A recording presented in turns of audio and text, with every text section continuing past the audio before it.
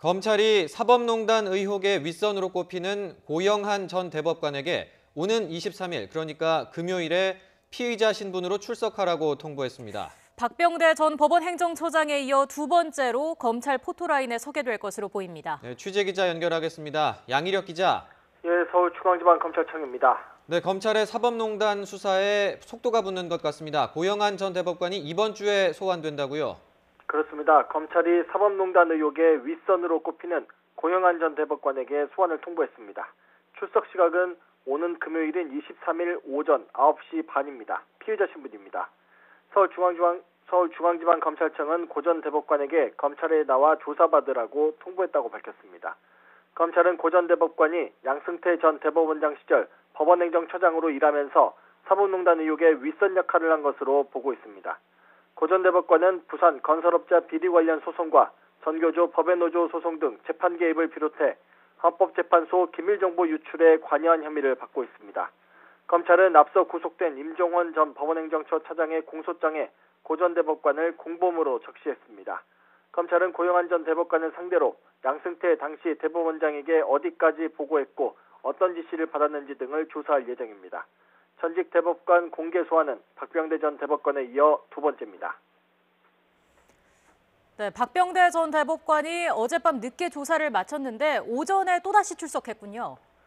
그렇습니다. 서울중앙지검은 오늘 오전 박 전 대법관을 불러 조사하고 있습니다. 어제에 이어 두 번째 소환 조사인데 첫 출석 때와는 달리 오늘은 비공개로 진행됐습니다. 어제 오전 박 전 대법관은 사법농단 수사 이후 대법관 출신으로는 처음으로 포토라인 앞에 서서 사심없이 일했다는 말을 남겼는데 14시간 가까이 조사를 받으면서 대체로 자신의 혐의를 부인했습니다. 관련 의혹에 대해 정당한 지시라거나 부하 직원들의 과잉 충성이라는 식의 대답이 나온 것으로 전해졌습니다. 검찰은 임종원 전 법원행정처 차장과 마찬가지로 박 전 대법관도 몇 차례 더 불러 조사를 벌인 뒤 구속영장 청구 여부를 결정할 것으로 보입니다. 네, 어제 박 전 대법관이 검찰 조사를 받는 사이에 이 각급 법원 대표 판사들은 이 사법농단 의혹 판사들을 탄핵하자는 데 의견을 모았습니다.